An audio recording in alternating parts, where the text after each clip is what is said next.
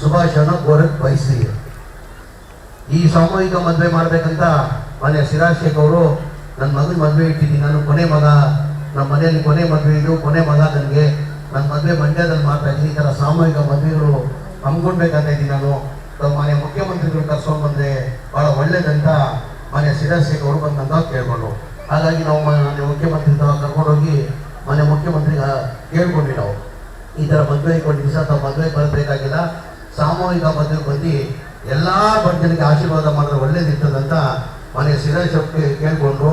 ಅದು ಒಂದೇ ಕ್ಷಣ ಎರಡನೇ ಯೋಚನೆ ಮಾಡಿಲ್ಲ ಮನೆ ಮುಖ್ಯಮಂತ್ರಿಗಳು, ನಿಮ್ಮ ಮದುವೆ, ನಿಮ್ಮ ಮಗನ ಮದುವೆ ಜೊತೆಯಲ್ಲಿ ಬಡವರು ಮದುವೆ ಮಾತ್ರ ಅದಕ್ಕಿಂತ ಸಂತೋಷ ಯಾವುದಿಲ್ಲ ಮನೋ, ನಾನು ಬಂದೇ ಬರ್ತೀನಿ ಅಂತ ಇವತ್ತು ಮನೆ ಮುಖ್ಯಮಂತ್ರಿ ಬಂದಿದ್ದಾರೆ. ನಾನು ಜಿಲ್ಲಾ ಉಸ್ತುವಾರಿ ಮಂತ್ರಿ ಹಾಕಿ ನನ್ನ ಹೃದಯದಿಂದ ಮನೆ ಮುಖ್ಯಮಂತ್ರಿಗಳಿಗೆ ಧನ್ಯವಾದಗಳು ಸಲ್ಲಿಸ್ತೀವಿ. ಶ್ರೀಮಂತರು ಬಹಳ ಜನ ಇದ್ದಾರೆ. ಈ ಥರ ಸಿರಾಜ್ ಶೇಖ್ಗೆ ಎಲ್ಲ ಯೋಚನೆ ಮಾಡಿದ್ರೆ, ನಮ್ಮ ಮಕ್ಕಳ ಜೊತೆ ಬಡವ್ರ ಮಕ್ಕಳು ಮದುವೆ ಮಾಡ್ಬೇಕಂತ ಎಲ್ಲ ಯೋಚನೆ ಮಾಡಿದ್ರೆ ಯಾರು ಬಡ ಮಕ್ಕಳು ಹೆಣ್ಮಕ್ಳು ಮನೆಯಲ್ಲೂ ಕೂರಕ್ಕೆ ಸಾಧ್ಯ ಆಗಲ್ಲ, ಎಲ್ಲಾರು ಮದುವೆ ಮಾಡಕ್ಕೆ ಸಾಧ್ಯ ಆಗ್ತದೆ. ಎಲ್ಲಾರು ಶ್ರೀಮಂತರಿಗೆ ದುಡ್ಡು ಇರ್ತದೆ, ಮನ್ಸಿರಲ್ಲ.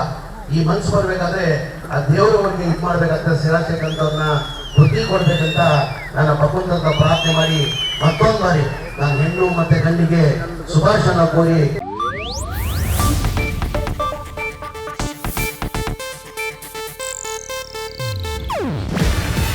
ಇದು ಏಷ್ಯಾನೆಟ್ ನ್ಯೂಸ್ ನೆಟ್ವರ್ಕ್ ಪ್ರಸ್ತುತಿ. ನೀವು ನೋಡ್ತಿದ್ದೀರಾ ಏಷ್ಯಾನೆಟ್ ಸುವರ್ಣ ನ್ಯೂಸ್.